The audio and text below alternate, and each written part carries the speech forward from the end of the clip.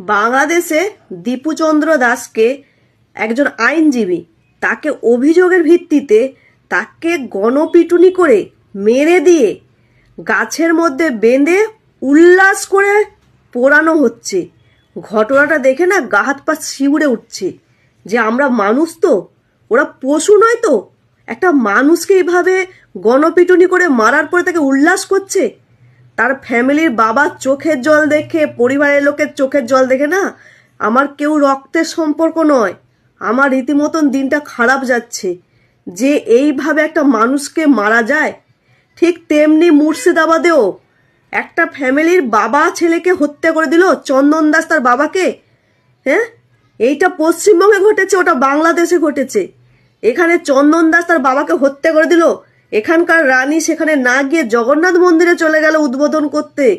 আর বাংলাদেশে যেভাবে গণপিটুনি করে উল্লাস করছে না, মানে গা হাত পা শিউরে উঠছে।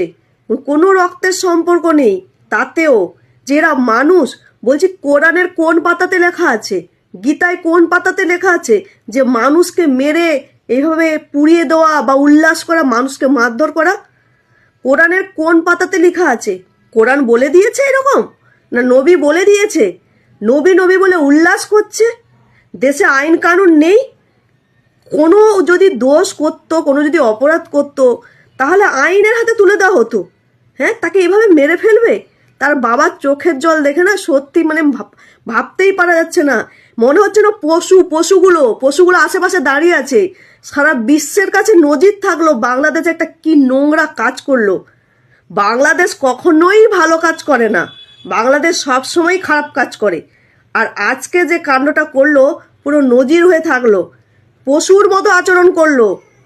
প্রতিবাদ করুন যে একটা মানুষকে, একটা ফ্যামিলি লোকে, একজন আইনজীবীকে অভিযোগের ভিত্তিতে এভাবে পুড়িয়ে মারা হয়েছে। ভাবতেও অবাক লাগে। এখানেও তাই, চন্দন দাস আর তার বাবা ছেলে ঠাকুর তৈরি করার অপরাধে, হ্যাঁ, তার মার কাছ থেকে স্বামীকে এবং ছেলেকে কেড়ে নেওয়া হলো। মানে এই হচ্ছে পরিস্থিতি, এই হচ্ছে অবস্থা। ভাবুন যে পরিস্থিতি কোথায় যাচ্ছে দিনকে দিন।